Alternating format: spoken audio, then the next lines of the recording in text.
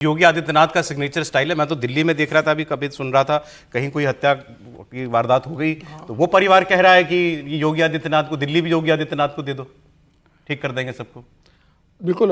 जो सीजीआई ने जो कहा है उसमें उन्होंने कहा है कि भाई कोई भी सरकार जज, जूरी और जल्लाद एक साथ नहीं हो सकती है। जज, जूरी, जल्लाद और जल्लाद नहीं हो सकती है, यह स्वीकार्य नहीं है भारतीय लोकतंत्र के अंदर। उन्होंने बहुत स्पष्ट कहा कि अगर किसी ने गलत किया है तो उस पर कार्रवाई होना चाहिए, लेकिन इस तरीके से कार्रवाई नहीं होना चाहिए कि कोई आज अपराध करता है और 24 घंटे के भीतर उसके घर पर अगर बुलडोजर चला जाता है तो यह माना जाता है कि भाई उसने जो अपराध किया उसका सजा देने के लिए सरकार ने इस तरीके से जज, जूरी और जल्लाद की भूमिका सरकार ने निभाई है। उन्होंने बहुत स्पष्ट कहा था।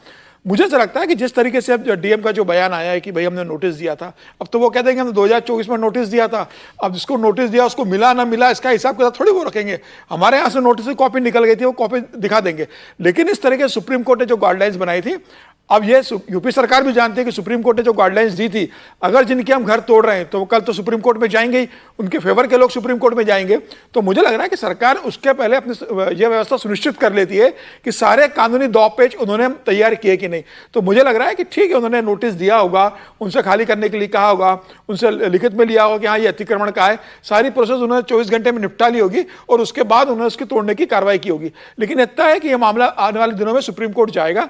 जिस तरीके से आसाम में भी बहुत बड़े लेवल पर हुआ है, और आसाम में तो बड़ी एक इंटरेस्टिंग घटना घटी